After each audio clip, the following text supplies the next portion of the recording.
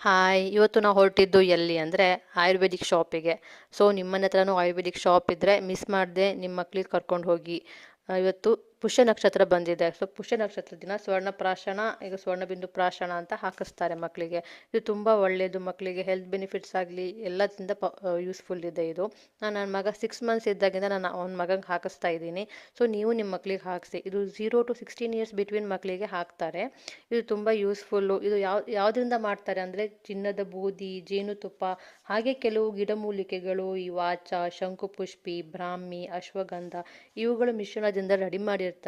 ಇದರಿಂದ ಏನು ಯೂಸ್ಫುಲ್ಲು ಅಂತ ಅಂದರೆ ಮಕ್ಕಳಿಗೆ ಮೆಮೊರಿ ಪವರು, ಶೀತ, ಕೆಮ್ಮು, concentration, digestion, immunity power, viral fever ಅದೆಲ್ಲ ಕಂಟ್ರೋಲ್ ಆಗುತ್ತೆ.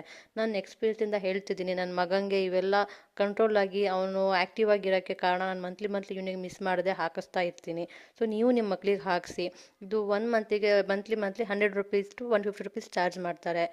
ಒಂದ್ಸಲ ನೀವು ಎನ್ರೋಲ್ ಮಾಡ್ಕೊಂಡ್ಬಿಟ್ರೆ ನಿಯರ್ ಬೈ ಆಯುರ್ವೇದಿಕ್ ಶಾಪಲ್ಲಿ ಅವರೇ ನಿಮಗೆ ಮಂತ್ಲಿ ಕಾಲ್ ಮಾಡಿ ಅದನ್ನು ಯಾವಾಗಿದೆ ಅಂತ ಫೋನ್ ಮಾಡಿ ರಿಮೈಂಡ್ ಮಾಡ್ತಾರೆ.